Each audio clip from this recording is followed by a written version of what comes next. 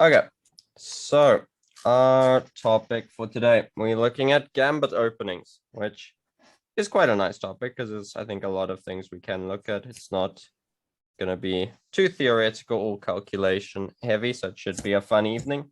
So first off, what is a Gambit? A Gambit is an opening in which one player offers to give up material, usually a pawn, sometimes a piece, or sometimes even more, in the expectation of gaining a positional advantage. So this is from the Oxford Chess Companions definition. Thought if I got a definition from Oxford, people would think I was smart. One of the advantages that is often gained by Gambit play is rapid development, and we already know how important that is. For this reason, a Gambit in the skilled hands of a tactical player is a powerful weapon. That is something important.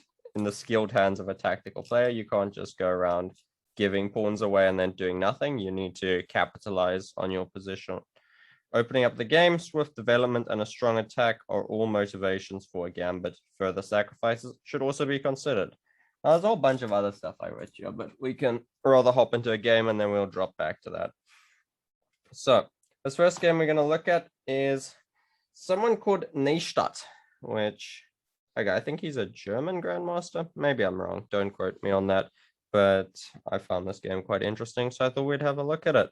So he's playing white against the infamous NN, which I guess stands for no name. Generally, when you see no name playing, he usually loses. I don't know, the guy must not be very good at chess or something.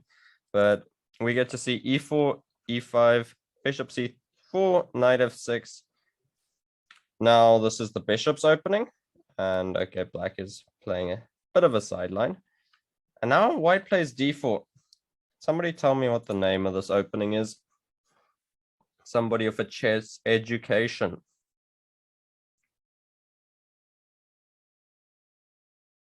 No one here got a chess education? Matthew, Rowan, Kutswa, Musa. No, that's why I'm here. Oh, that's right. You're here to get educated. So this is the Ponzianzi. How do I pronounce this? Ponziani. Yeah. I knew it's like something for P, something for Z. Yeah, you used to see this a bit more when it was more in fashion. But nowadays in chess, everything follows what the super grandmasters are doing. They decide something like this isn't very cool, and so they stop doing it. Let me just actually delete Steam before we get more pop-ups. Okay, so black is now being offered a pawn. He chooses to accept it if e takes d4, and then after knight f3 to grab the pawn on e4. So he could also try knight takes e4, but this is very much not good because after d takes e5, what is white's threat in this position? White has a very strong threat that'll end the game on the spot. Remember now? Queen d5. Yeah, queen d5, or maybe even in some situations, bishop f7 and then queen d5. But yeah, queen d5 is the idea. And remember in the introduction, we talked about how having good tactical skills is very important. So in the game, we do see this idea of e takes d4. And then after knight f3, we get knight takes e4.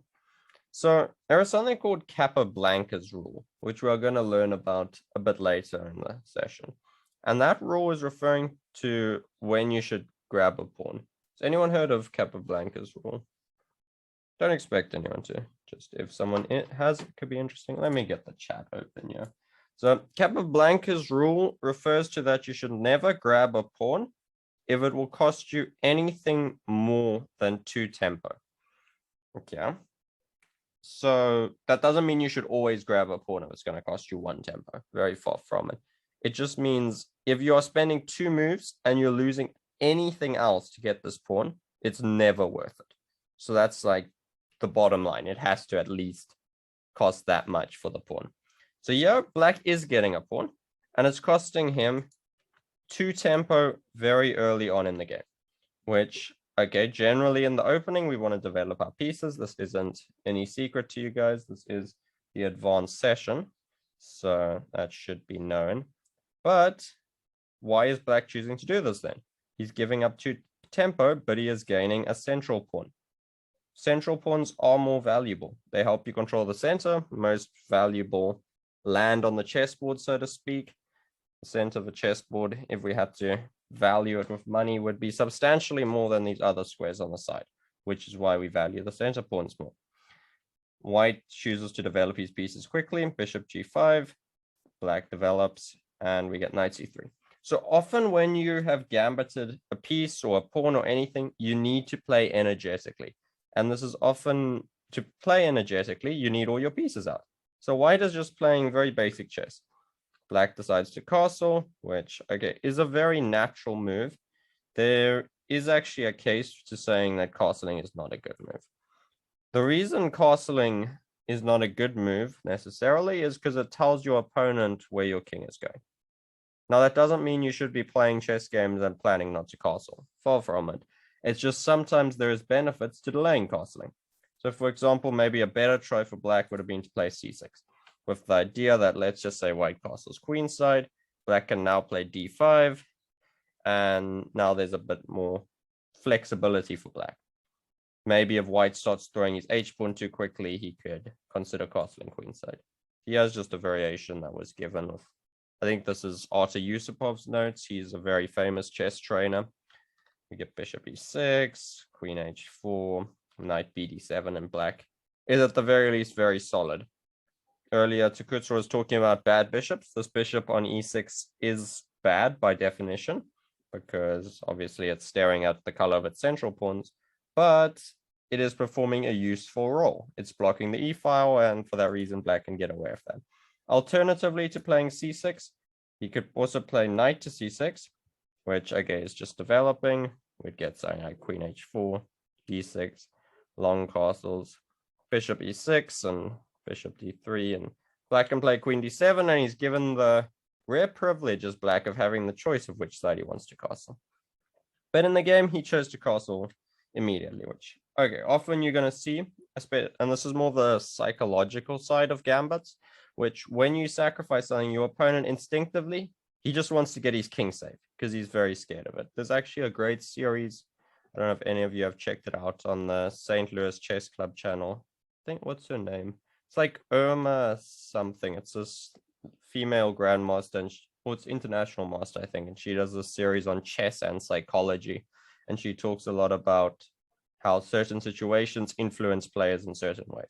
So, for example, if you're sacrificing material against someone, that person is going to be slightly worried. They're going to be like often prioritizing the safe route out if they're unfamiliar with what is happening. So it's a very nice series if you people want to check it out sometime. But okay, let's get back to the game. White decides to castle queenside, always the more aggressive option when you choose to do this. The reason for that is our rook is immediately placed on the open file. If you castle kingside, obviously you have to play another move to get your rook to the open file. As the one drawback to it, okay, maybe your king is potentially weak on c1. Black develops with knight c6. A very, very normal move, but this actually gives white quite a nice advantage, which, okay, I think is kind of hard for us to see. So what is white's plan in this position? I didn't mention it earlier. Can someone remind me what it was?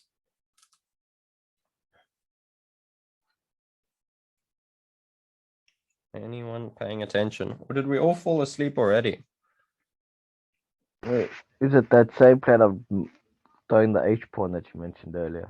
Yeah, I mentioned throwing the h-pawn, but yeah, it's the kingside attack, right? When I might not have been super clear with how I put it across, but castling kingside, you kind of, there's all those cool movies where they have like their secret safe house and there's like assassins coming to kill them, which castling kingside by black was just them like, I don't know, posting on Facebook about how they're at this cool safe house at this spot, which is kind of what black has done. So white now is going to look to build up that attack.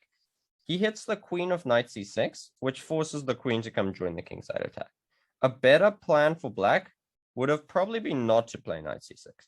I think some idea with playing maybe c6, d5, and looking to play maybe knight bd7, just to reinforce this knight on f6, because the knight on f6 is the key defend of the kingside.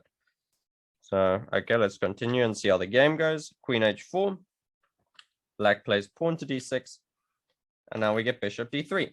So white is regrouping his pieces from like where they were initially developed just to build up this attack. So now white's obviously threatening to play bishop takes f6. removing the defender of h7, and then that'll be checkmate. I remember when I was first starting to play chess, this was how you won every chess game. You just kind of set up a threat of checkmate against the king, and opponent didn't see it, and then you won. That was always cool. Nowadays, the problem is people see it usually, less than me. But hey, black is now forced to play h6. So whenever you are looking to attack the king, you want to provoke his pawns to move forward, because those pawns become targets. Okay, after h6, what is our first impressions of how white should react to this? What moves instinctively come to mind?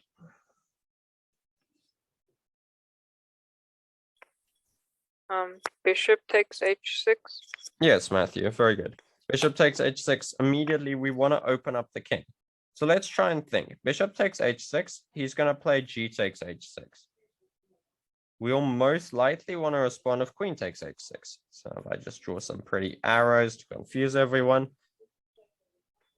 then how is white going to continue the attack from there? We need to work that out. Because let's just say, hypothetically, black decides to play a5 and come and checkmate us on the queen side. How do we add more wood to the flames? Wouldn't it be something like knight g5? Knight g5 with what threat? Bishop h7. Yeah, bishop h7. Very good. And this is kind of similar to what happened in the game, if I remember correctly. We got g takes h6, queen h6. Black decided to play knight b4. As I said earlier, Cuthbert talked about good bishops. This bishop is a very strong piece, attacking the king side. I think it was Paul Morphy always talked about, no, wasn't Morphy, maybe it wasn't. Always talked about how with a light squared bishop, you have so much attacking potential and how he would hate to play without his light squared bishop. But okay, black is looking to trade off a piece attacking his king. But as Rowan foresaw, knight g5. It's a very strong move. Even though now the threat of bishop h7 can be parried by knight takes d3, this allows the rook to come into the game. Now, with the rook swinging over, it's going to be nigh impossible for black to survive. We get bishop f5, the rook comes to g3, get bishop g6, and once again, I ask for how we can find the finishing blow.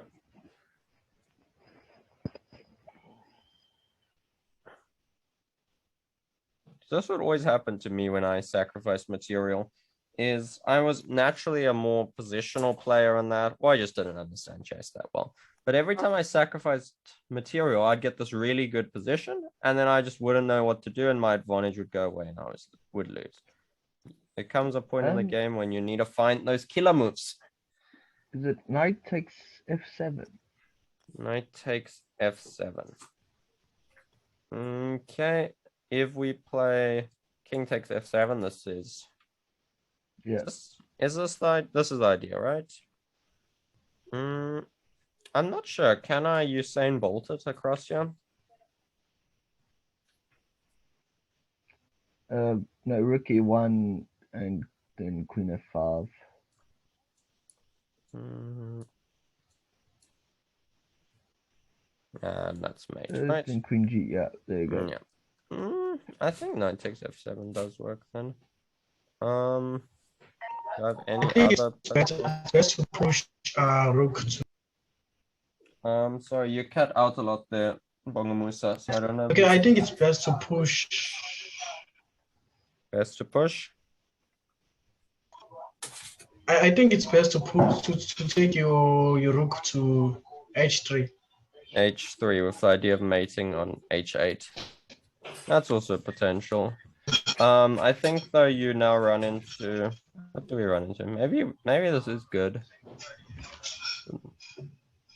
I think there's some weird tactics here. Let me see if I can find stuff. Maybe knight h5 keeps me alive. Because now if you play rook h5, I was just going to try and bail out with this ending. Which, okay, it's not fun for me, but I do still alive. I just want to try and refute Rowan's idea. But I'm not finding anything, which is sad. So if I can't play king takes, and I pretty much can't play rook takes, so then I'm just kind of screwed. Yep, knight f7 works. Knight e6 was always chosen in the game, which is a more pretty way. Mates a bit quicker. Right, obviously now we come with the threat of queen g7. And if captures, this is game over. Okay, so that was a really smooth game from White's perspective. I think he was helped out a bit by Black, but it's not super obvious what Black did wrong.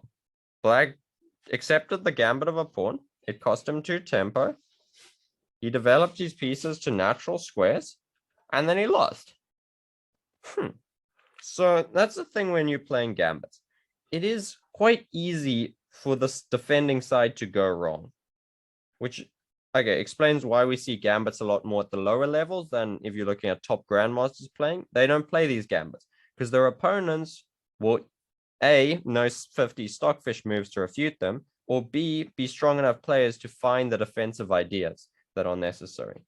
But okay, that was one game we looked at where we were looking at how powerful gambits can be. Now I want us to get into how we must think when we are defending against gambits. So if I go back to my cool notes here. So yeah, what to consider when your opponent plays an opening gambit against you. And okay, I think these are mostly applicable for any gambit, not just opening. Although I suppose if it happens not in the opening, it's maybe a sacrifice. Chess is hard. Okay, so firstly, you must generally be prepared to return any material you have won in order to complete your development. You must not get so super attached to what you have been given, right? There's absolutely nothing wrong with returning the pawn or returning the piece just to achieve a better position. And you'll see that idea in lots of openings. 2, Capablanca's rule. This is what I mentioned earlier. Do not win a pawn if it costs you more than 2 tempi. Tempi is plural of time. So you do not want to give up 2 moves just to win a pawn. That pawn is not that important, most likely. 3, central pawns are generally more valuable than wing pawns, so accepting the sacrifice of a central pawn is usually the better option. We saw in the previous game, he gave up 2 tempo for the center pawn.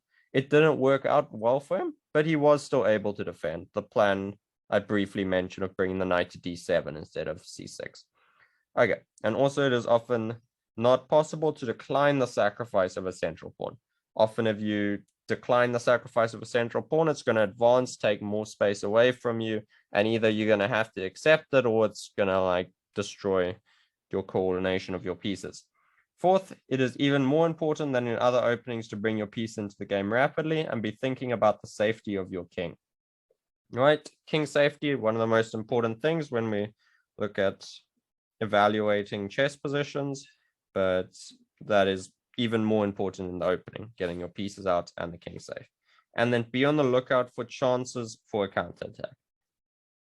We defend in chess, usually because we feel like once we have repelled our opponent's attack, we can then strike back. And it's important that we find the right moment to strike back. Otherwise, we are going to be stuck defending passively for a very long time, and we're not going to have fun.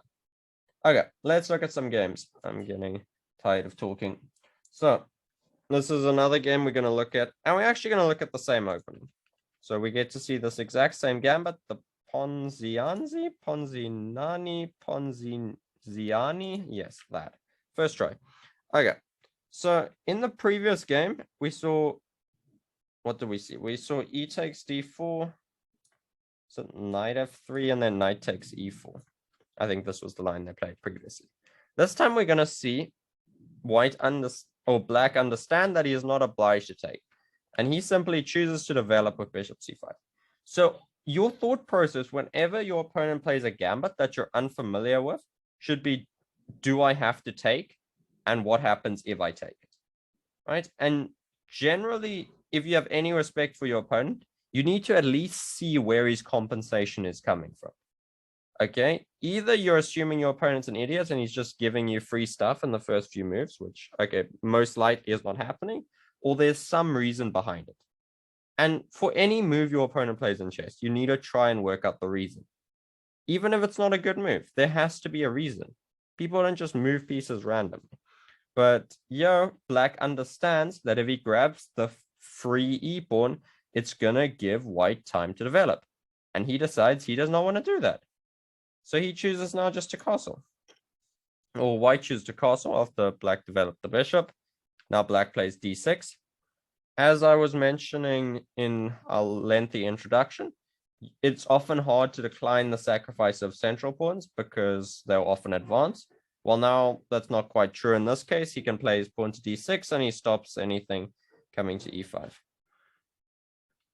We get c3 played by white. So white is really going on this. He wants to sacrifice something, right? And you're going to see this sometimes when you play your opponents. And this ties into what I was mentioning about the chess and psychology. There is certain players that more likely than not, they're going to like to sacrifice pieces. I don't know, too many of you guys are familiar with Pascal. He comes to these things sometimes, but he's a maniac. He's terrible at chess, but he sacrifices all these pieces and he always beats me. But and then I found that if I just put myself in a position where there was no good way for him to do that, he would just sacrifice a piece terribly and he would lose, which you need to understand what your opponent is trying to do. So here, Alekhine is playing against Spielman, and Alekine's a really strong player, and he understands that white is very antsy to play a gambit. So he decides to decline, playing the pawn to d3. He doesn't have to capture on c3. Captures are not forced. Had he chosen to take this pawn on c3, there is quite a strong initiative for white. After knight takes c3, let's just say castles, bishop g5. Now black is going to have to preoccupy himself with controlling d5. There's ideas of the pawn pushing to e5. And white is up quite a bit in the terms of development. Black's whole queenside is still on vacation. So d3 is a very practical decision. If I turn on our best friend, Mr. Computer, what does he say? He says, take the pawn, and it's going to be better. But the reason for that is because computers always assume that the best moves are being played. It is a lot more difficult to play when you need to play one good defensive move than, let's say, you have 5 equally good attacking moves. You always want to have more freedom. But okay, d3 gets played. Very good practical choice. White takes back with the queen. The queen on the third rank does look slightly weird, but maybe it's going to have potential to slide over at some point. It is protecting e4 finally.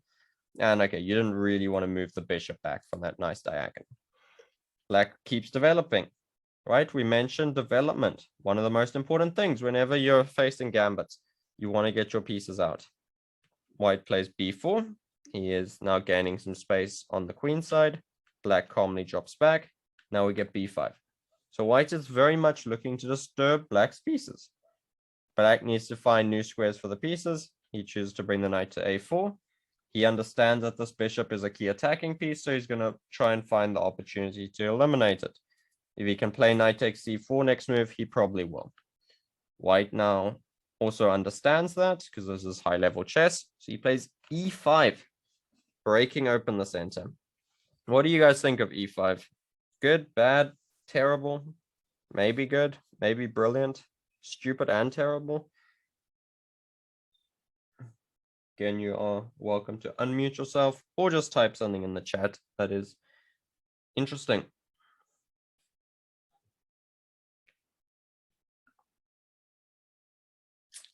Can you please repeat the question, Michael? I was asking what your thoughts on the move e5 were. Okay. I was just played. For some reason, it gives me similar vibes to when we're doing the Evans Gambit and white play d5 and you just take on f3 and they take on c5. Yeah, on these lines, right? Yeah. You get that everyone takes everything. There's also that one variation where they have something like that where you end up taking each other's rooks and it's on a whole nother level, but yeah. But yeah, the worst is I think e5 is pretty good actually, forcing black to react because he can't just now trade your knight for the bishop and you take the knight because then his knight's still under threat. Okay. So how should black react to e5?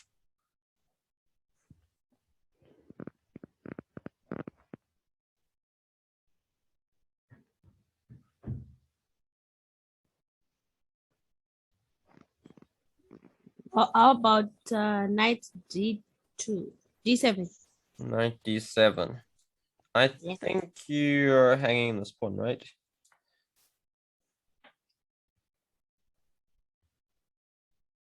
And now my next move is rook e1 if you don't do anything. And suddenly you're wishing you were able to castle your king a few moves sooner. Okay, I'm wrong.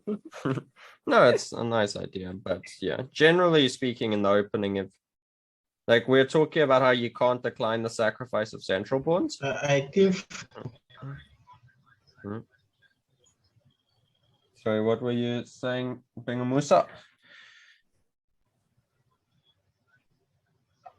okay. I think the Chacha will move for me because remember that you're still protecting the bishop on c4. So let's say okay, the black opponent takes the pawn on if4 e5, Yeah. and then they trade the queen.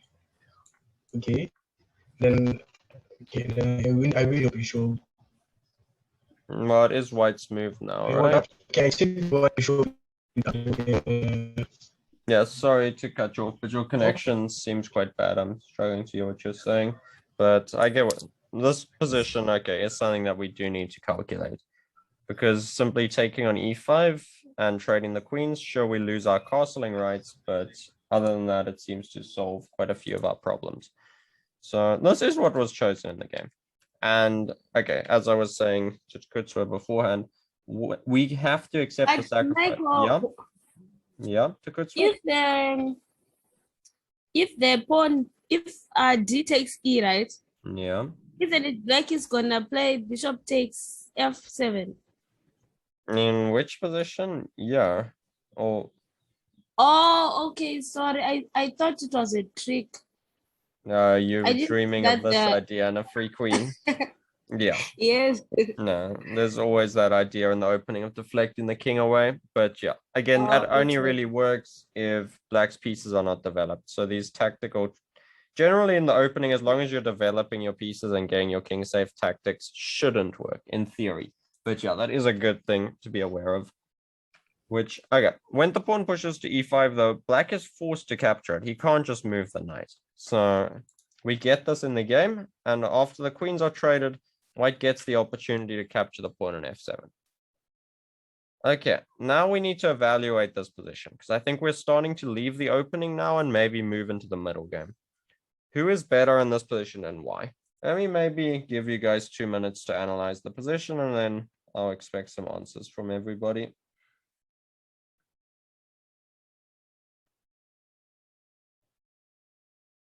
No, your 2 minutes starts now. Dum dum. I think that white is better because his king is in a safer position than black, and Okay. his yeah, and black his rooks are not in the game, and that bishop is not in the game. But for white, it's easy for him to just finish developing his other minor pieces and get his rooks into the game. Okay. No, fair enough. That does make some sense. You guys do still have some time to think about it. So in that view changes, you're welcome to say so. I also think white is winning because white's also threatening the e5 pawn, and also like black's pieces are developed, but like they're sort of like scattered. Okay, they all like And- weirdly placed, right? This knight on a5. And like white can like easily start developing its pieces and start attacking the king. Okay. What do you mean by winning? So like for winning, like my definition of winning is that if both players play the best moves, that side is going to win. Do you think that's true, or that black can still save himself maybe? I don't think he's like winning. I just think that white has an advantage. Okay. No, I think I can agree with that. Anyone else want to give their 2 cents? Yeah, I think also it's white is in an advanced position. Okay. Yeah, I think there's a bit of latency. I but feel you a can little go bit for it, different Brad. to everyone else. I don't think You, white you is, can proceed, brother. I don't think white is winning. You can proceed, or brother. yeah. I don't think white is winning. I have a different opinion. I feel like it's more close to an equal position because it is a queenless middle game, so the king doesn't have to quite be as safe. And black only needs to develop his one bishop, whereas white still has to move his knight. And because white has his pawn on c3, it's hard for his knight against the game. It has to come via d7. D2, I mean, has to come through d2 to develop properly. So I feel like this is more equal than advantage for white. Okay, I like that assessment because again, I think Matthew and Jakutsva, they looked at the knight on a5 and it does feel like it is a bit misplaced, which okay, it very much is, right? There's nowhere we can move that knight. But on the other hand, white's piece is also kind of undeveloped.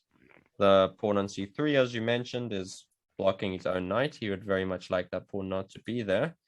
And maybe there's potential for black's king to be active. So yeah, it's an interesting position. Let's see. I think there is still a lot to play for either side. We get e4 and knight e5. Now, the white pieces are kind of converging on the king. So black does need to be very careful here, and he plays the move bishop c5. And this, I believe, is the only move he could play. Because if he doesn't play bishop c5, he's going to run into some combination of bishop a3 and rook d1 and not be having a good time. Bishop c5 frees the e7 square for his king. The king is going to be safe on e7, and maybe there's potential that the king is even going to be active on e7, more active than the white king. We always need to try and discern whether the king is active or if it's weak, and it's not something that's very easy to do. White continues with knight d2. We get rook to f8. Now, black is threatening to simply play something like bishop d6, dislodge the knight and win a free bishop. So white does need to react to this. He plays his knight to c4, reinforcing the knight on e5, and he's even willing to trade off this knight for the knight on a5 that we deemed misplaced. So the players kind of assessed that the knights on b1 and a5 at the position when we analyzed it were equal in strength. So we get this exchanger, bishop takes, white does deal with that tactical threat, and now king e7. So black king is going to try and be active, while the white king is going to try and be safe. Bishop g5 is played, white is developing all his pieces, his rooks are finally connected, and now black makes a questionable decision. Black decides to play bishop d6. Generally speaking, you are almost always better off just developing your pieces unless there is a very good reason not to be doing it. Bishop d6 here, he's trying to dislodge the knight on e5 because he feels like it is a very scary piece, and okay, he's posing a question to white at the very least. A better move would maybe just be bishop e6, and okay, there's a long variation here that I think this is all Alekine's analysis, where he gives rook ae1, king d6, and okay, these are all very deep moves where he decides somehow that the position's equal 10 moves later, and then he says he saw this in the game, and I don't believe any of it. Maybe I believe this, but I think it was Kasparov. He always, like, every time he's like talking off these games, what he does, he goes and looks at the computer analysis, and then he just says, oh yeah, I saw 50 moves in this position, when there's not a chance he saw it. I don't believe it. But yeah, it's always also nice to look at the analysis of the people playing the game, because okay, if they're not lying to you, they're actually telling you what they were thinking, and it can explain some moves that maybe weren't clear at first. But okay, he goes bishop d6. He's feeling like his king is pressured, so he wants to trade off pieces. Very common defensive idea. White now chooses to play f4, which, okay, that's, again, I think both sides are letting it slip here. Maybe the way of doing it, I think, is just to bring the rook in of rook a to e1. Because now, after bishop takes e5, we can play rook takes e4. Really nice position where we're exploiting both of these pins. We're winning the bishop back, and we're maybe getting a very strong attack. But f4, okay, it's quite a natural move, just defending the knight. We get bishop to f5, and our pawn to g4. White decides he wants to gain space. He's struggling to see any other way to make progress, so he starts pushing his pawns. Bishop comes back to e6. We get rook f to e1. He's maybe thinking that his a rook might still have a use on the d file. We get e3. So this is now a very, very nice move. it's kind of coming full circle. The game started with white trying to gambit stuff, and now black is very willing to give up a pawn simply to maybe gain these squares at some point.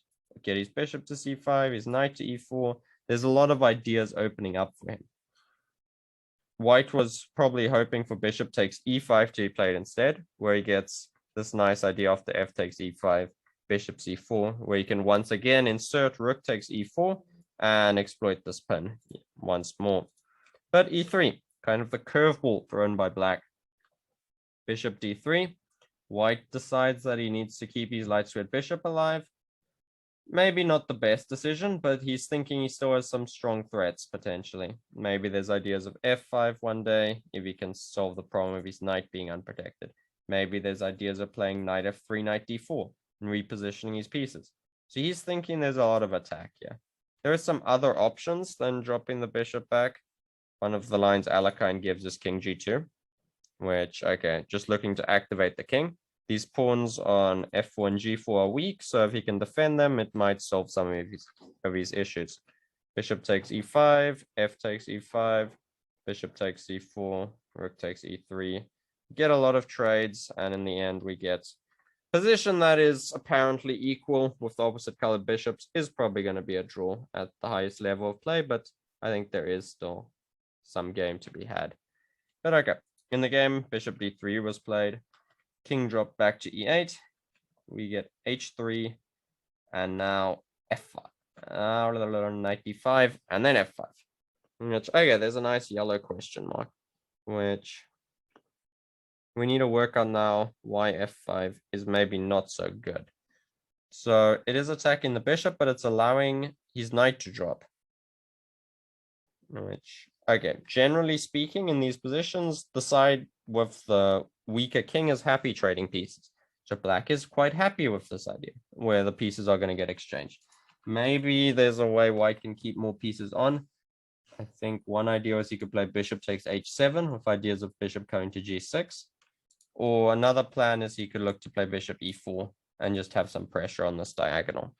But playing f5 and trying to force through your idea too early is something you can definitely regret.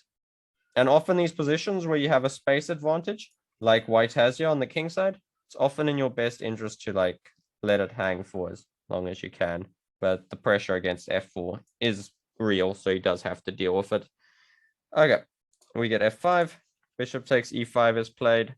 We get f takes e6, bishop takes c3, very long and complicated tactical variation. If you are going to play gambits like this in your own games, you should make sure you're very strong at tactics. Whether you're training through a tactics book or you're doing some Lee chess puzzles or chess.com puzzles or chess24 puzzles, if anyone uses that website still. But you need to be very sharp to make a lot of these things work. Because even this position, I don't think it's clear what's happening. Like, I did analyze this game quite a bit before started presenting on it, but it's not so obvious who's winning here and why. It's 5 pawns against 5 pawns. Both sides have 2 pieces. Both sides have e-pawns that are passed and are very scary. But with calculation, all of this becomes clear. So if you were playing a game, you would have no excuse not to know this. You would have to have calculated everything thoroughly. And okay, good knowledge of tactics makes that calculation a lot easier. White's threat is what in this position? Can somebody tell me? Bishop g6.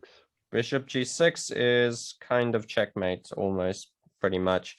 So we need to stop bishop g6. There's actually 2 ways to stop it. What are 2 ways we can stop bishop g6?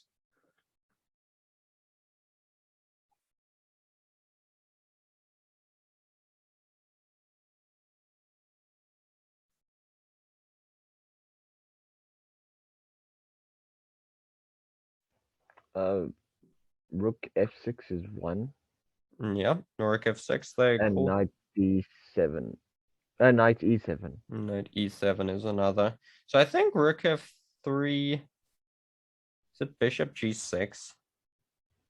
I think it's bishop g6, right? Do I have a line? Oh, no, I don't have a line. Rook f6. I think, yeah, we can just take this rook and it's not too inspiring. I just figured at the end, black's gonna get one of the other two rooks in anyway, Yeah, because no, that is true. So let's just say, how should white continue? Yeah, play something like bishop e4. These confuse you slightly.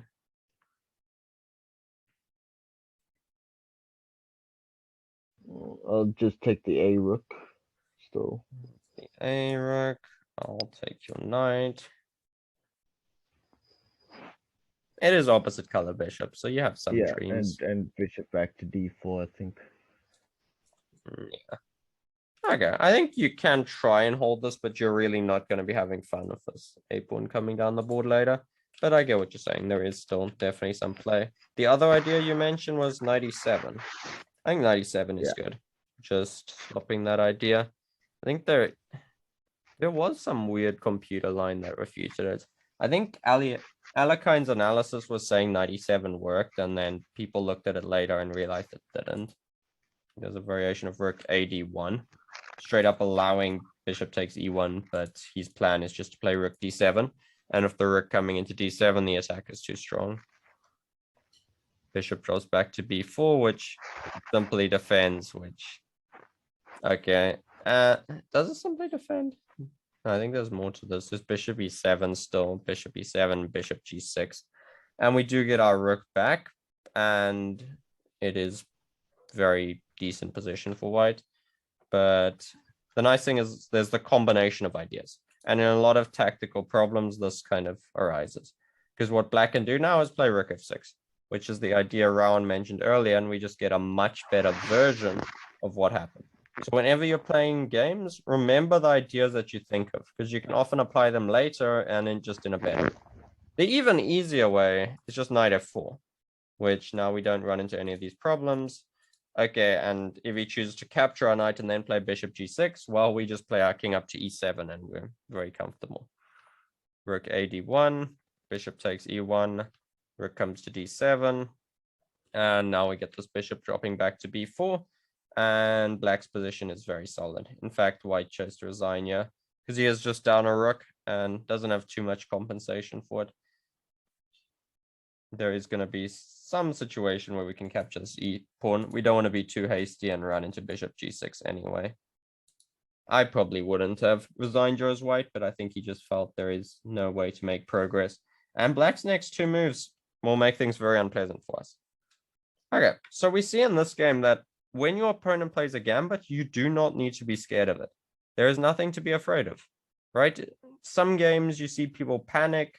Often you'll see people try and not accept gambits that they probably should, just because they're scared, which you really must not be scared when your opponent is playing a gambit. You know, especially in the opening, that you haven't done anything wrong, and most likely what he is doing is slightly dubious.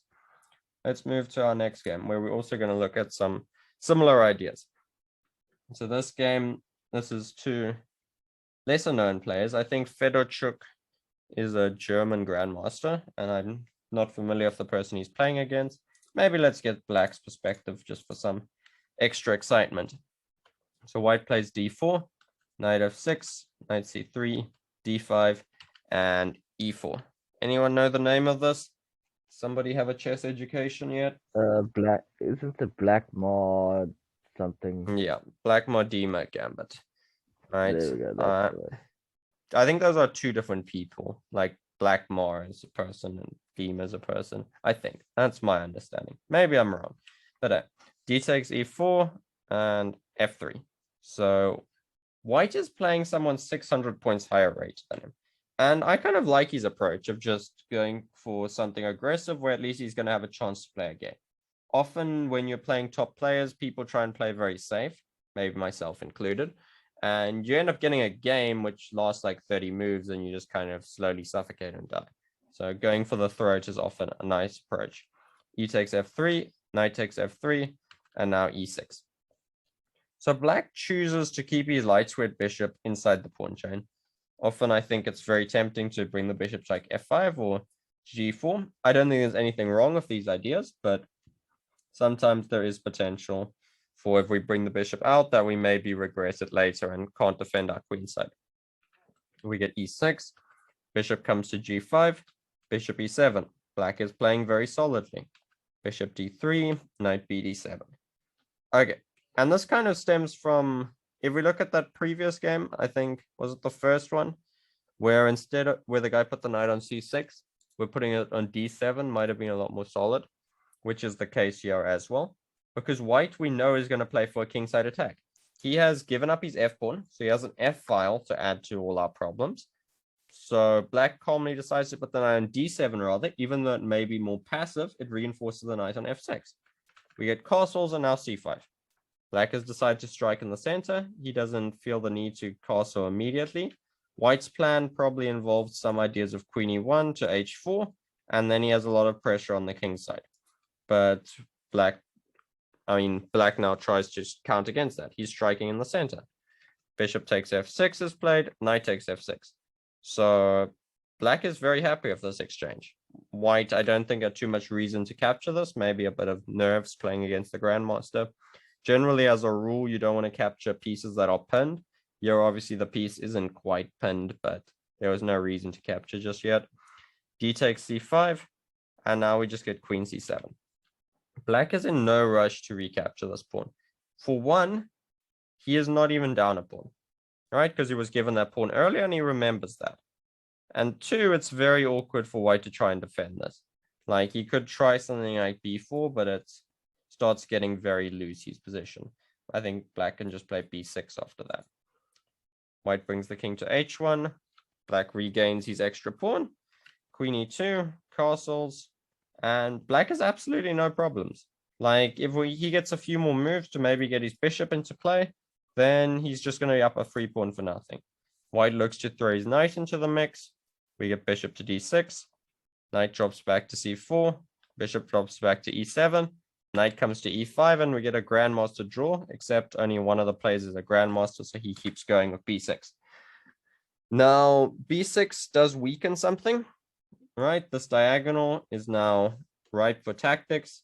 What is some potential tactics that we should immediately look at now that this rook is unprotected?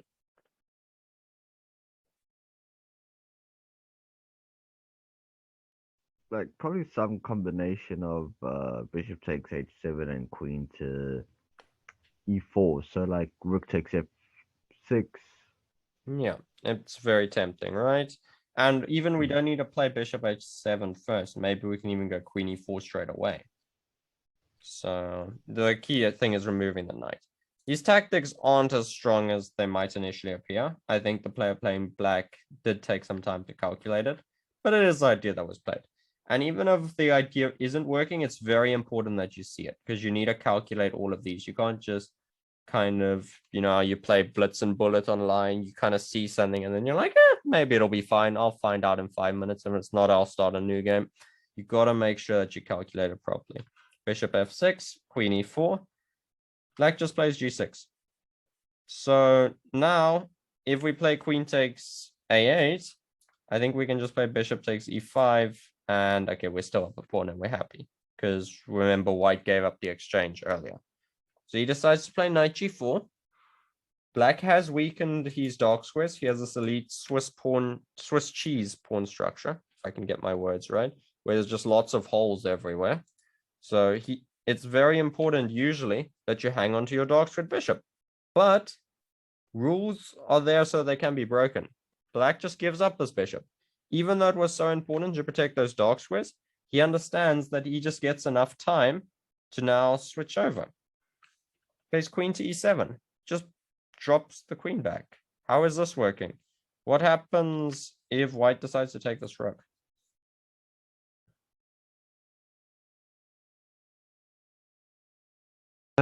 Bishop b7. Bishop Traps the queen. b7, and the queen is trapped. No, he's got queen a7. My bad. Never mind. Doesn't trap the queen. But you have bishop takes g2 and bishop the takes queen's g2. dead. Yeah, so cute tricks. There's always the phrase, tricks are for kids, but we always need to make sure that we don't fall for them. Get a lot of people, especially in this country here, they don't have any tactical understanding. They think they're positional geniuses, but they're not. They play a game, then they lose to a tactic, and they just assume their opponent got lucky or something. But you need to make sure you know your tactics. Knight f6 is played rather, so knowing what we know now from that previous tactic, we understand why knight f6 was played. Queen takes f6, queen takes a8. Now he drops the c pawn, and black has just won a second pawn, and the game kind of fizzles out very quickly. Queen a5. Black decides to grab another pawn because white's not really making any concrete threats. He gets his bishop out, he centralizes his queen, and the game just resigns, by white because he has no counterplay. Black's up 2 pawns and has the compensation. So, yeah, I think the takeaway from this is really don't be scared of your opponents offering you a pawn. There is going to be times where you should just accept it. Even if your opponent might be getting some compensation, you can often calculate your way out of it. But also don't feel like you're forced to take it. Remember, we saw in the previous game, black kept rejecting the sacrifice and then eventually ended up winning the game as well. Okay, I think let's take a short break from the games. I have some very simple tactics here. I think maybe not that simple, but simple for our level that I want to zoom through some of them. We do have, I think, 5 people here. How do we want to do this? Let's be smart. So maybe let's give everyone, let's say, a minute 30, and we'll go through these alphabetically. So this position is black to play.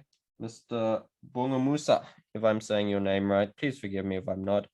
We'll give you a minute 30 to come up with your thoughts on this position and how black should continue. If you don't have any thoughts or something else, then we'll open up for everyone to comment. And then after this, we'll get back to looking at the games. So this position is black to play, and we want to find the best move. I'll flip the board around. Your time starts now. Anytime you have an answer, you're welcome to give it.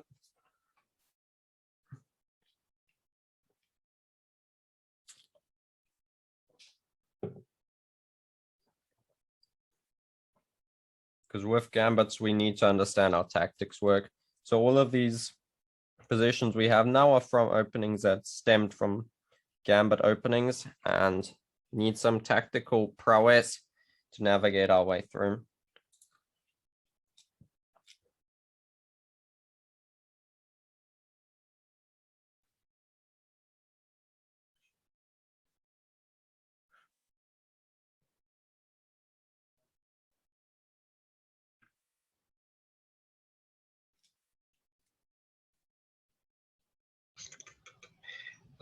I think you can take the horse on f6 to. Yeah, it's black's move though. e4. Oh, you want to play knight takes e4? Is that what you're suggesting? No. I'm saying that take the knight on f6. Ne? Yeah, but it's black's move. f6. The knight on f6.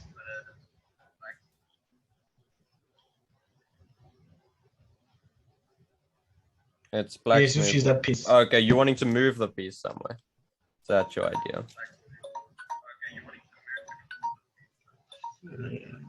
Yes.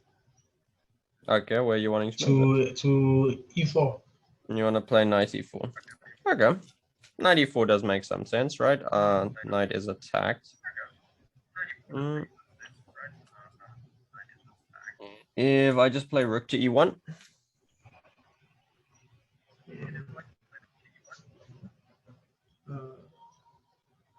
I really do not have any idea. Yeah, no worries. It's fine. Yeah, and then the knight is kind of stuck, right? So okay, no, it's a nice idea. We obviously have to look at how if we can just move our knight. Anyone else have some idea of how black should continue? I was thinking about some ideas of like d4 or d5. I mean, Yeah, put this one in just for you. So how's d5 working? What were you calculating? my initial calculation was e takes f6, d takes c5, f takes g7, and then rook g8. Okay. And then probably, but then probably you have rook e1 check, which is very annoying. Is it? No, because now you have bishop e6. Yes, you should be okay. Okay, and how do you evaluate that position? Complicated. I don't know why I have random alarms going off. Make them go away. Complicated. Yeah, no, I think that's a fair assessment. Let's have a look at it. So we were saying d5. We were saying white's going to take on on f6. Then we're going to take on c4. Then we're going to take on g7, rook g8, rook e1, bishop e6. So now we can see it. Okay, it's 7v7. But black has a very strong central majority here. And this g7 pawn is potentially very weak. Right, so this is the correct idea. This idea with d5. You could also rather throw in rook e1 check first as white. It doesn't matter. We're going to go bishop e6 regardless. And we reach. There's another line they're giving you, which is with going knight g5, which I think is a better variation than what we are talking about if f takes g7. Because in this position, it's similar to, what's it, the French McCutcheon, right? Let me see if I know how openings work, if I can look smart. If we play e4, bum, bum, and we play, say, knight c3, knight f6, white plays the main line of bishop d5, and we pin each other's knights. We allow e5, we play h6, and there's a variation like this, where this pawn is going to be cooped up and black is doing very well. So yeah, this is the main idea we did see. It does require some calculation, but the general principle is if you're playing black in an e4, e5 opening, your opponent plays e5 at you, always consider d5 as an option. It's not always going to work, but often it is going to be quite a nice idea. Okay, next. Takutsura. Short little problems. These are just some mainly tactical problems just to get our mind off of me talking and being boring. This is white to play and find the best move. I'll give you 90 seconds. Got a minute to win it. And an extra 30 seconds just for fun.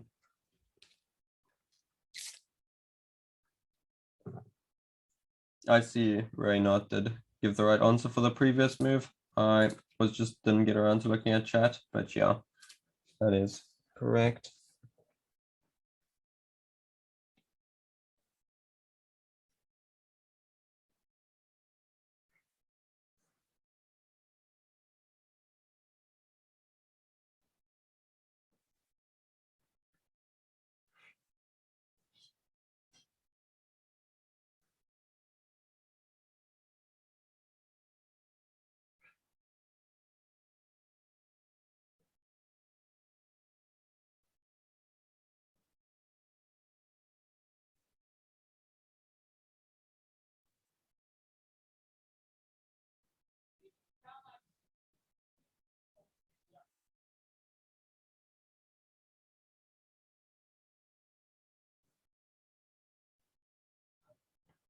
You got some ideas, Takutsura?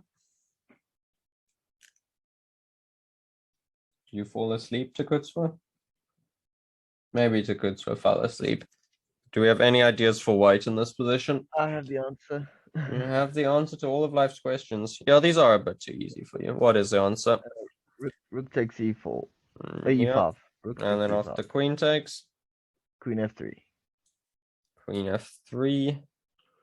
And I thought the best defense is queen e7 to try and stop queen f. But I just go queen e5 with the Yeah. same idea. So there's no way to stop the white queen either coming to f7 or getting on this diagonal and just mating you.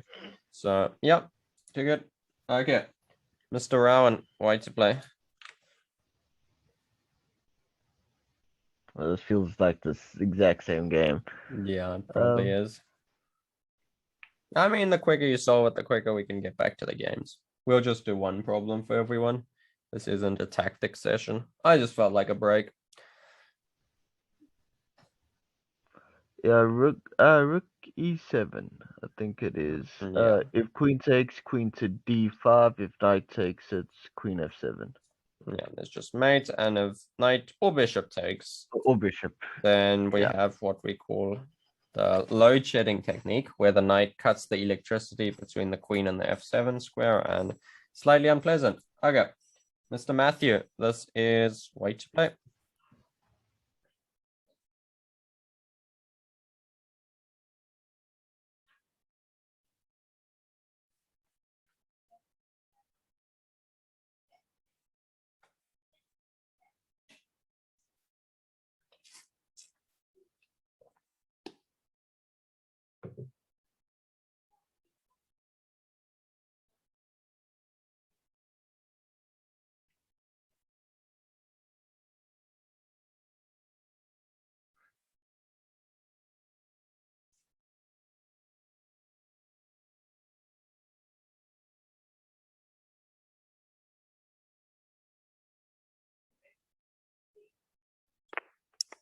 I have an idea. Okay, what's your idea, Matthew? Queen takes g8. Queen takes g8. Okay, and then if I just play king takes g8, Rook e8. rook e8. Do you say something after rook e8? Do you say checkmate? Be cool. Oh, with still bishop f8. Yeah, the bishop is very sneaky bishop lurking on the other side of the board. So unfortunately, I don't think that works, does it?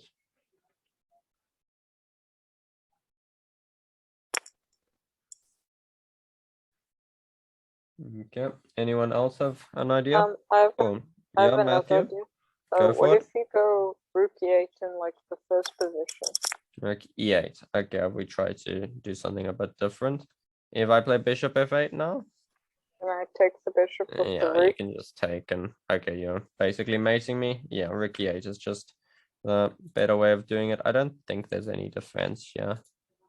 Yeah, bishop f8, rook f8, queen g6. Yeah, if I go queen g6, does this magically defend? Does Stockfish know how to play chess? Maybe.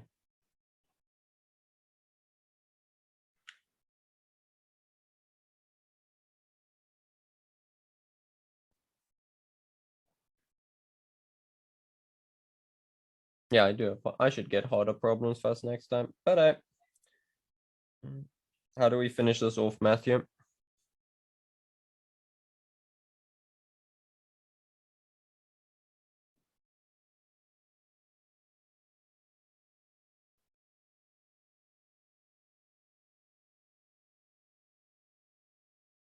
Or anyone can give the answer, I suppose. Except Round. I don't like Round's answers. They're boring. Rook takes No, I d8. Reynard has it. I You think- were. What were you gonna say, Matthew? Yeah, I was going to say rook takes g8, then when the queen takes back, then you take f6. Yeah, and it's just mate. Okay, last one. Mr. Reynard, you want to give us an answer? It's white to play and find the best move. And after this, we'll get back to looking at some games. Now that my voice has recovered.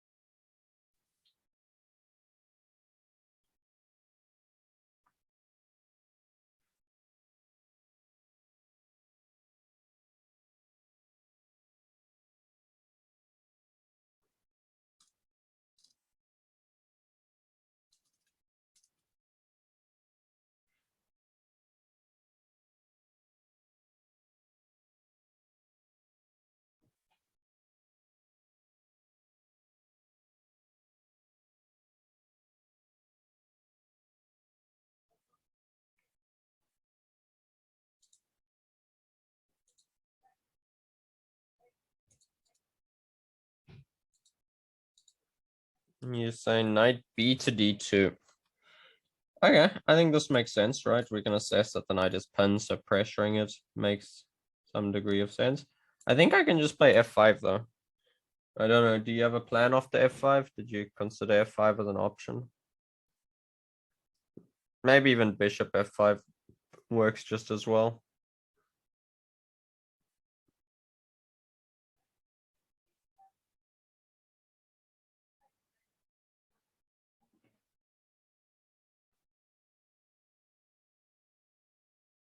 Because yeah, I mean, I think this is still a good position for white, maybe after knight g5. Thought c4, but knight is in the way. Okay. There is a stronger move when the starting position. You have the right idea, but there's just a better way of doing it. Anyone wants to give an answer, they're welcome to.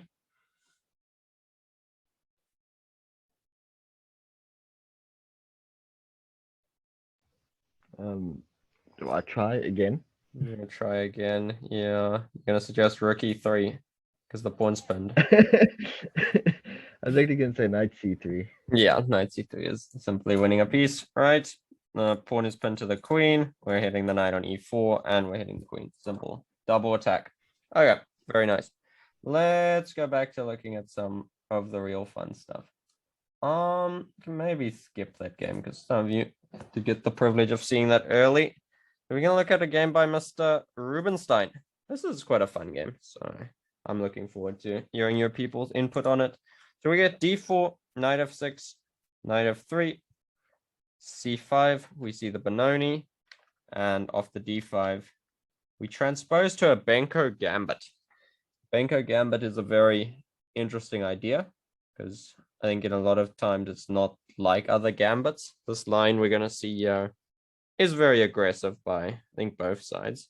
But generally, the whole idea is that if white just, okay, let's just say black plays a normal move, let's say d6, and we capture this pawn on b5, the whole idea is often to go a6 and get the speedy development and maybe even trade off this bishop in some situations, and then try to put some pressure along the b and a files against white's pawns. But okay, that isn't quite what happened in this game. In this game, we just see bishop b7. Black prevents white from capturing on b5 by pressuring the d pawn. White decides to play a4. Again, I'm picking this game more because I think it's interesting than I think it's objectively brilliant. A4 is very questionable because we are giving up any control we have of the b4 square, which could come back to hurt us later, but who knows. B takes c4, knight to c3. We get e6 by black. Very common idea, looking to undermine the center. And after e4, can we see a potential for a gambit here for black? Any potential ideas?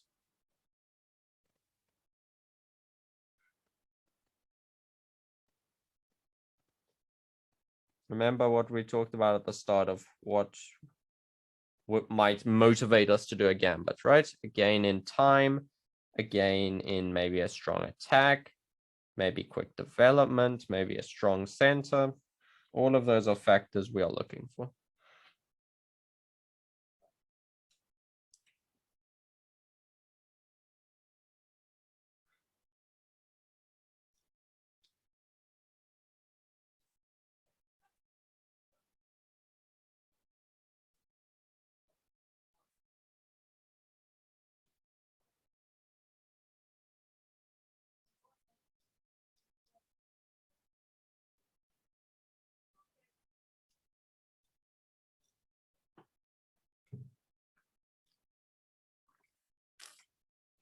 Where are the creative ideas? Where are all the people blundering all their pieces? Thought you guys were good at giving away pieces.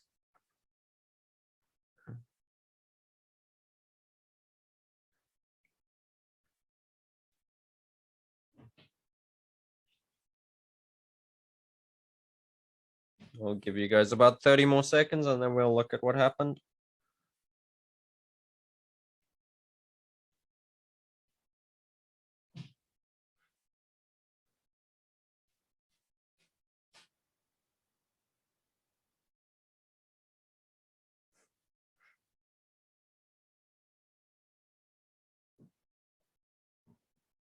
So in the game, black went for knight takes e4. Okay, this is a move, but okay, white's gonna recapture and then black's gonna capture the pawn on d5. So if we're gonna count, yeah, Takes e5. what were you? Would that be the same idea? What idea? Knight takes d5. Yeah. You give your opponent another option, yeah, though. Like I could capture on c4. I don't think I'm going to because I think I want a free piece. But there isn't the option of me declining, right? Whereas I think this is less inspiring, maybe. Or maybe this is still, maybe I still have this option. Maybe my answer's terrible. Maybe you're a genius. Let's see. Because I was actually, that's what I was trying to toss up. Like, which one is it that he's sacrificing on? Is he sacrificing on d5 or e4? Like, what's the difference? There is a difference, right? Because, okay, if we capture here, we capture back, he captures here. Okay, this is our position. Position A, exhibit A. So it's wait, okay, no, I think I know. Yeah, it's all about a tempo move. Yeah. So if we take on e4, when we recapture on d5, we're attacking his knight. So we get the same position, but it's black's move, right? instead of it Yeah, being white's move. So okay. yeah, it's always these subtleties That which makes we need to sense. consider. That makes sense. Yeah, no. Thanks for that though. I think it was something interesting to note. So black though decides to use this extra tempo to get his pawn steamrolling. Which, okay, maybe let's take a timeout here, but quickly think again. So black has 3 pawns for the piece at the current state of time. Okay, they are center pawns. Remember we said center pawns are usually stronger than normal pawns, so that is good. The one thing black does not have going for him is development. White has 2 pieces out, he has 1 piece out. So, okay, it's still an interesting game. I think maybe white is still doing all right, but let's see. Black plays d4. And now white decides to use one of our superpowers we talked about. He does not have to cling to this material. It is completely possible for him to play, I think, something like knight b5. This makes a lot of sense, but he chooses to just play bishop takes c4. He kind of cowards his way out of the gambit. But after he has an idea. What is his idea after d takes c3? After black recaptures the piece. What is white's idea?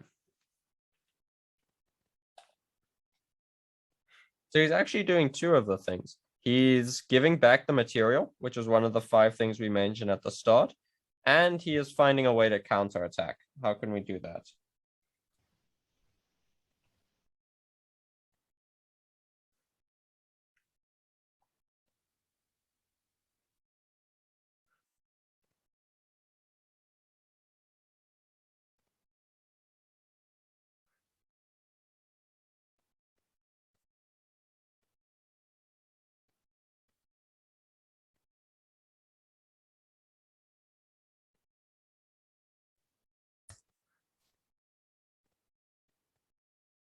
You got an idea, Takutswa? So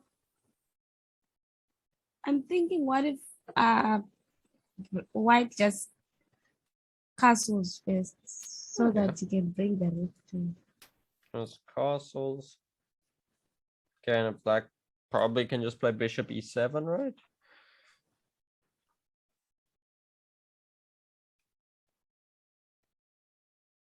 Okay, now we are late. Yeah, and it looks like black's king is going to escape. It is So always we need a pickup plan. yeah. So, do we have something better? Queen b3. Okay, what's your idea of queen b3? You attack f7 and you attack b7. Right, so we get a Yeah. fork. Yay.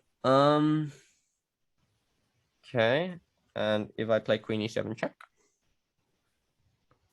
you probably play bishop e3, right? Yeah, bishop e3. And then I can save my bishop. Maybe I take your knight.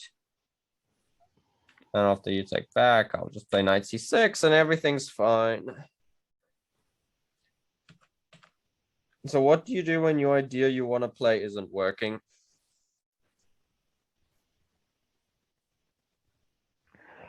Bishop takes f7. Yeah, reverse the move order. Often is a way of doing things. Bishop takes f7. And with this, okay, we do just win a pawn. But, okay, black does some subtleties here. But we're winning the pawn and we're denying black's castling right. Okay, we're keeping his king in the center. The position is open. That is going to be a problem. Black decides to play c4 here, which, okay, is interesting. There are other options. We get knight e5 check, king g8, and then queen takes b7. So material count is 5 against 6. Black is up a pawn. Woo, yay. But he ends up with a bunch of very ugly pawns. The bishop e3, we get c takes b2 and queen takes b2 and d takes e6. So this position, it's 4v5. So white is still down the pawn, but black has double isolated c pawns. White's king is going to be a lot safer. And maybe even white is the better bishop, right? The black bishop on f8 is kind of stuck there trying to protect the king. Black is going to struggle along this diagonal. And when white gets his rooks in the game, it's going to be very nice for him. The rook on h8, he's not playing at the moment. He's the spectator. He's like yelling at the coach, or I don't know, whatever spectators do these days. Throwing vegetables, that's probably a thing.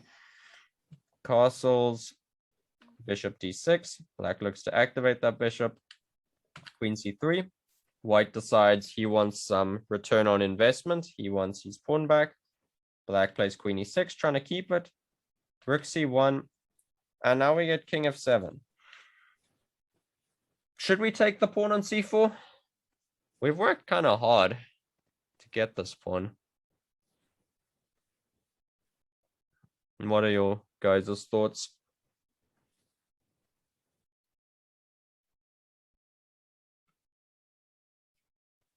I feel like Practically, you should take Yep. it. You should take it. Okay. What is your evaluation of the position after you take it? Who's winning? I think white is not so bad. Okay, white is not so bad. So if you're playing, let's say, an evil clone of yourself in a chess game, what percentage do you think white has of winning? Do you think white wins 60%, 80%? 60. What? Sorry, what did you say? 60. I see. 60. Oh, okay, 60. Okay, sorry, I wasn't hearing you properly. Okay, no, that's fair enough. And I think if we do this, I think white has the better position. I think anyone who denies white is better is crazy. I think though black does have a chance of drawing that like 40%, like you're saying. So okay. But is white also winning that pawn? That one, if we double up the rooks, Yeah. how is black going to protect it? So I don't think black is. So let's just say we go. Do I want to throw rook c8 in? Let's just throw rook c8 in. You come after the pawn. I'll go yeah. You'll probably come takes, and bishop here. We get a position where you are up one pawn. It's the same color bishops, or maybe I've done this wrong. Maybe you're up 2 pawns. Maybe you're not up 2 pawns because I'm going to back rank you. Maybe I should look before I speak. So let's just say you solve the problem of your back rank. I maybe make sure I'm not blundering all my pawns. And this position is very hard for white to win. White might have just won 2 pawns, but he was down a pawn. So now he's going to have to grind out an endgame that could be tricky. Which, okay, it's a 3v2. I would say the odds of you winning are like 60-40. Like in a practical game, sure, you have chances if your opponent is not resilient enough, but it is very difficult. Which is why he decides not to take the pawn. This pawn is not going anywhere. He can take it when he wants. So he plays rook f to e1. Black decides to, okay, prevent white's idea of for now. You get bishop f4. Queen comes to g6. And white can pick up the pawn without trading queens. Now, this is important because the black king is weaker. We do not want to trade queens. That was white's whole advantage. Which, okay, now he has another advantage that this pawn on c6 is weak. So after king f8, bishop d6, queen d6. He now again kind of has the chance to go for it, but he chooses to play rook e3, which I think is quite an interesting move. So how does, let's say, the change in structure after rook takes e3 affect the game? Is it in white's favor or black's favor?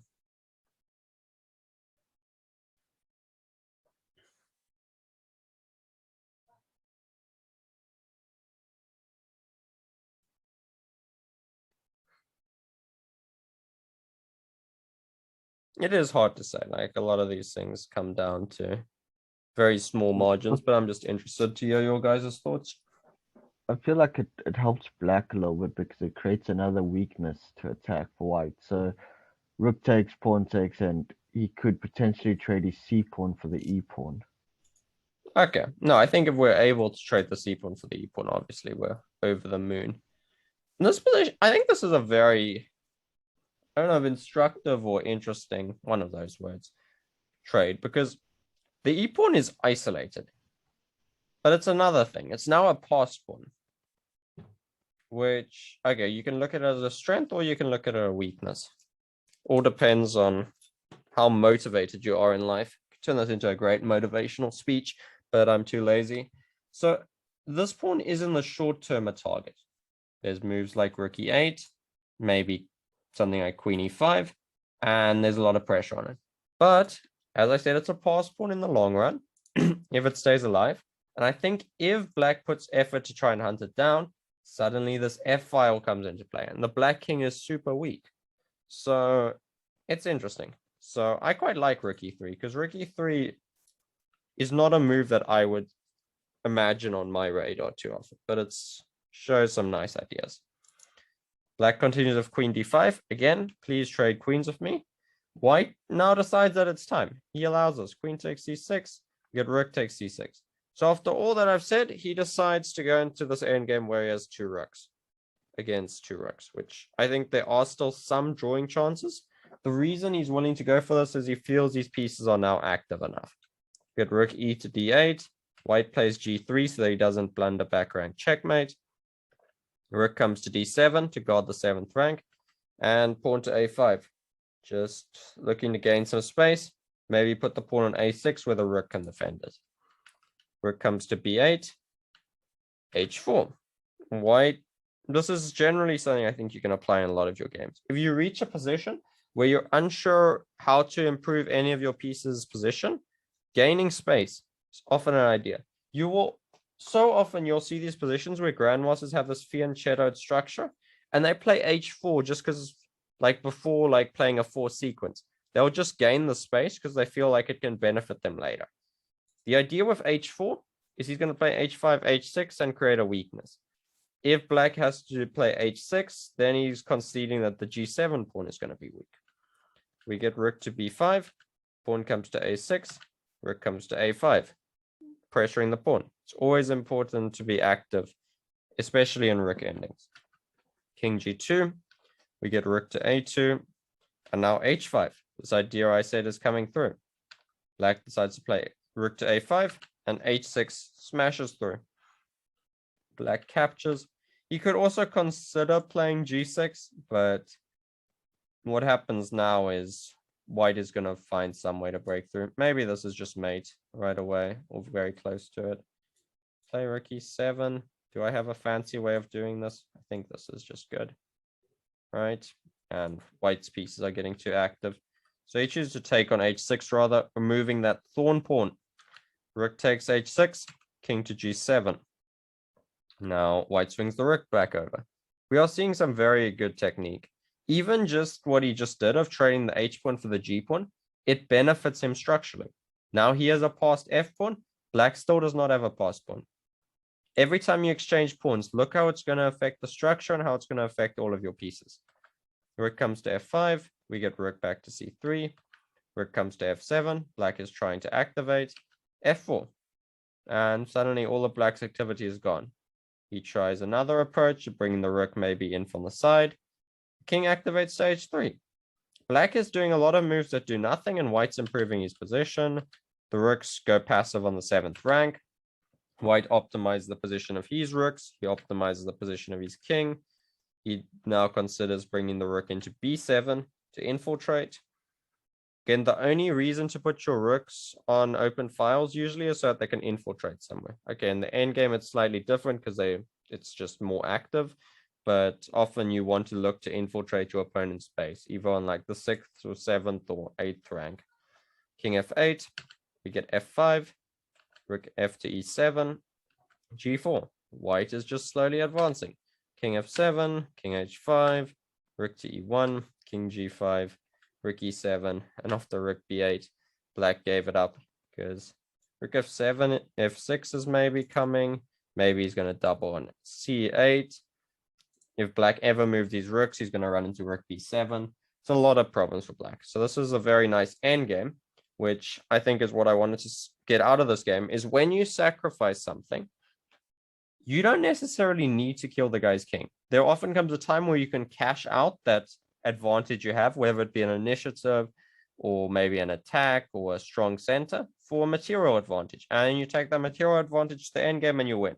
That's why we always need to know our end games, because it's going to help us to no end. How much time do we have left? We have 5 minutes. I don't really feel like speed running through any of these games.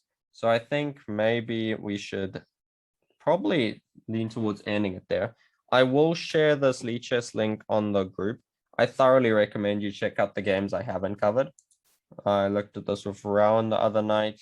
This very nice Evans Gambit game. I think this is the Budapest game. No, it's not the Budapest game. Which game was this? Oh yeah, this is the Budapest game.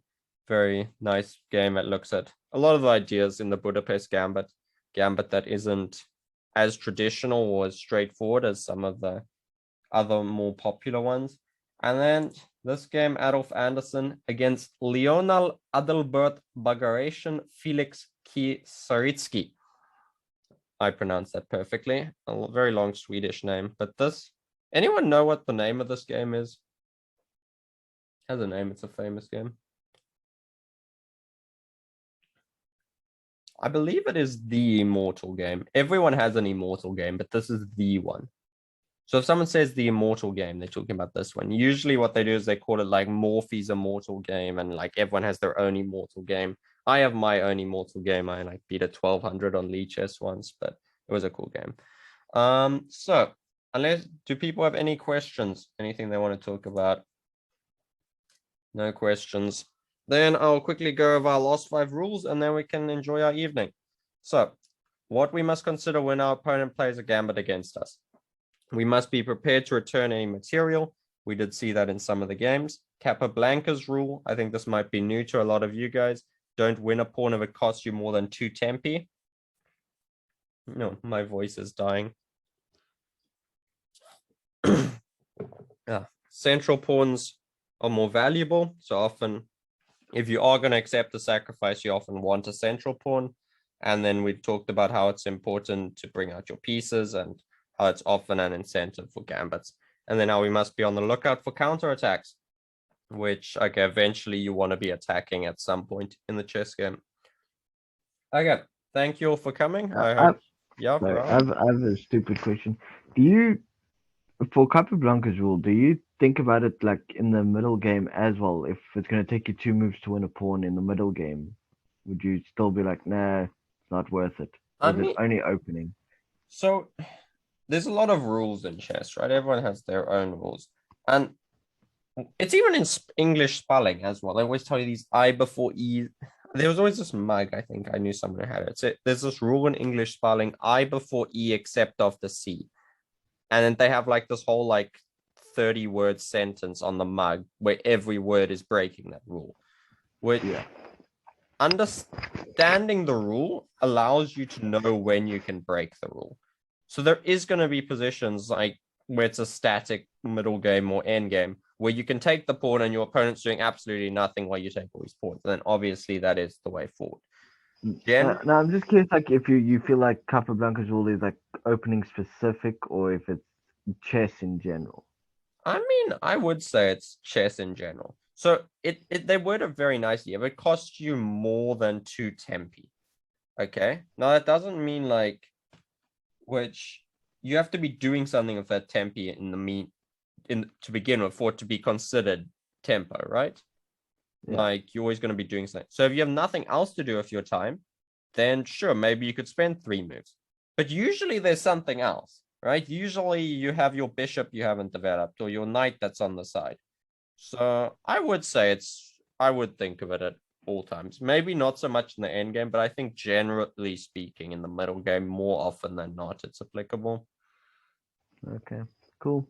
Because I do like the rule. So I was just thinking if you were thinking about it as opening or opening and middle. No, I'd say in general. I don't know. I really like rules in chess because I feel like things are hard if you don't have rules. So even like your stupid rules, like Ben Feingold has a bunch of them. He's a very controversial person. No one likes. I also like the rules.